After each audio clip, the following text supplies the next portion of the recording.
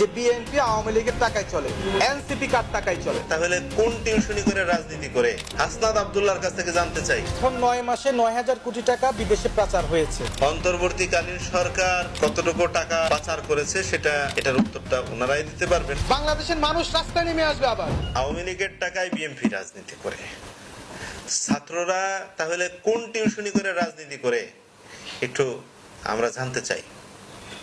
এ কেমন টিউশনি, যে টিউশনি করলে রাজনীতি করা যায়, দল গঠন করা যায়, টাকা পয়সা অটাল বন্দোবস্ত হয়, রূপায়ণের মতো মানে রাষ্ট্রের গুরুত্বপূর্ণ একটা পয়েন্টে রূপায়ণের মতো টাওয়ারে বিশাল অফিস ভাড়া নিয়ে রাজনীতি করা যায়, জেলায় জেলায়, ইউনিয়নে ইউনিয়নে, থানায় থানায় এই ধরনের বড় বড় হল ভাড়া করে, দামি দামি হল ভাড়া করে সেখানে প্রোগ্রাম করা যায়।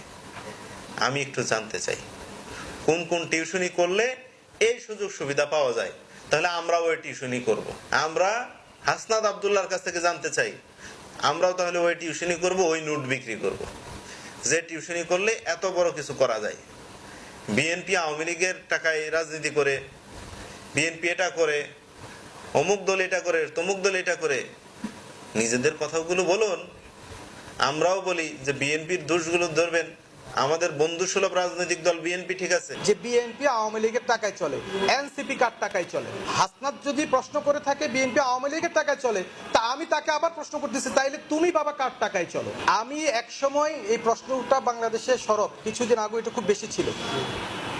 এখন আমার একটা অবজারভেশন হচ্ছে এনসিপি ডাক্তার ইউনূসের দল, আচ্ছা ধরে নিলাম।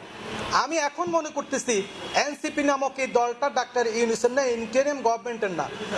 এই দলটার প্রতিটা কার্যক্রম দেখা যাচ্ছে ওই আওয়ামী তন্ত্রের ছায়া।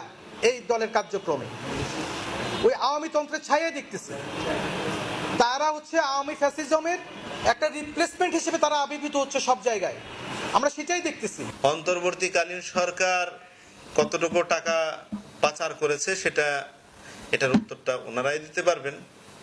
আর ক্ষমতার চেয়ারের লোভ সবারই আছে, এখন ওনারাও সেই ক্ষমতার চেয়ারের যেহেতু লোভে পড়েছেন, সেই লোভ ওনাদেরকে চেষ্টা করতেছে আর কি কিছু পাপ করানোর জন্য। এখন কত টাকা পাচার করেছেন ওনারা ভালো জানেন।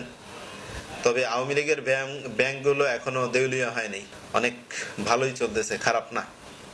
আওয়ামী লীগের সিটি ব্যাংক, তার মধুমতি ব্যাংক, আরো অনেকগুলো আছে। এই ব্যাংকগুলো অনেক ভালো চলতেছে।